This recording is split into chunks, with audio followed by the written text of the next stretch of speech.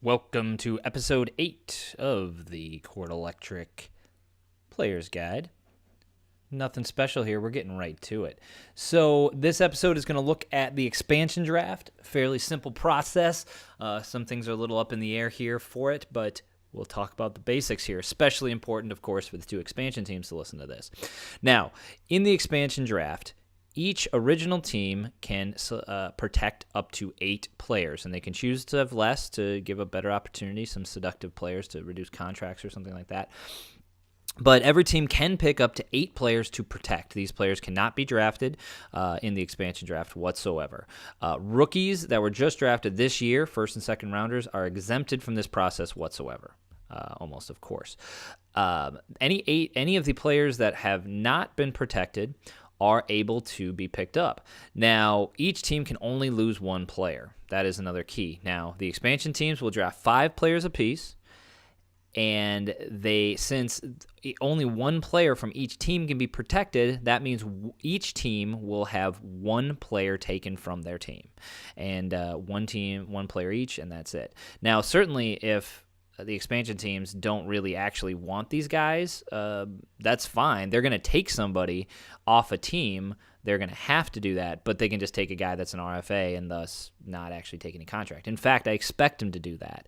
Scooby Dank, for example, already has Paul Gasol, so he's certainly not going to want to take 5 veterans that would have contracts. And in order to snipe people to use their snipe value, which is going to be a major way they build their team, I think, to use their 1 snipe in restricted free agency, and just to have more money under the cap, it's very, very likely that they're not going to be taking a lot of actual contracted guys. They'll just be simply taking RFAs or rookies that are available. So, for the expansion draft, we can protect 8 players. In this example, I have, unless a trade occurs, and this is still okay, I want teams to be sending, as of October 14th, to be sending their expansion lists, but if they make a trade, of course, these can still be adjusted before the expansion draft actually happens. I've protected 8 players: Ty Lawson, Derrick Rose, Eric Gordon, James Harden, all under contract, and I'm protecting all those. Anthony Davis is a rookie, protecting him. Joakim Noah under contract, protecting him. And Dion Waiters as well, protecting him, a rookie. Now, those are all players that are under contract or a rookie. That's 7 guys. Now, I can still protect 1 more. I'm going to protect Eric Bledsoe because he makes $500,000. He's an RFA. Him being traded to Phoenix, he's probably going to be pretty valuable there. So he's a guy that I might want to actually even keep if he survives the RFA process. So I'm going to protect him. I don't want him going in the expansion draft. He'd be a ripe target. And again, even though I already have 5 veterans to keep, I might do something and get rid of, trade, or even just amnesty or something Eric Gordon in order to keep Eric Bledsoe at that awesome contract. But there are still some other seductive targets that I have. Sean Marion, obviously not too valuable. Jason Thompson, maybe $500,000 to be a guy. Jameer Nelson, if he's still going to play this year, I assume they're not trading him or anything yet. And even Oladipo's performance, Jameer Nelson's still going to play, and he had a lot of assists last year. But Enes Kanter, or Paul Millsap, a nice guy there, makes a lot of money, may not be worth it. The expansion teams, you could probably just get him for that value in the auction, so why go for him in the expansion draft? But Enes Kanter, only $1 million, Sportsline, certainly a lot of people predict him to be, and Paul Millsap gone from the Jazz, so he's an attractive target. Now, there are many of these attractive targets. I picked on my own team because to offend anybody out there with their own players. But Enes Kanter, certainly a valuable guy, so he may be a guy that the teams would want to take. Doesn't have a contract, so he could be sniped from the expansion team in restricted free agency, but he's still probably a good opportunity for the kind of guy that an expansion team might want to take. So if I don't get to trade Enes Kanter before the expansion draft, he would be a prime target. So let's say the first overall pick, let's just say that Scooby Dank, I believe, has that pick. No, Drunk, Fat, and Stupid, I believe, actually has that first pick. Can take a player. Let's say he takes Enes Kanter. The rest of my team is then protected. So not that there's a lot of attractive targets here, but, Paul Millsap would be protected. No one could take him. Jameer Nelson would be protected because you can only lose 1 guy. Now, I like my keeper situation, so I am not exposing anybody that actually has a contract. But in the other teams, that's going to be really important. I'm guessing that, and not to tip his hand or anything, but I'm guessing that a team like the unnamed Lited will probably expose a few of these guys, like Joe Johnson or something, or maybe even Brook Lopez or Dirk. Dirk's pretty valuable. He makes $12.4 million. That's quite a bit. That's franchise-type money.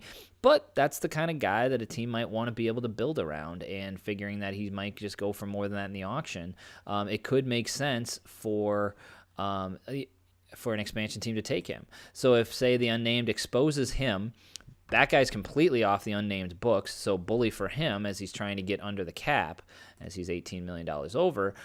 And it gives the expansion team a guy to build around. I mean, Dirk Nowitzki is still a franchise type guy.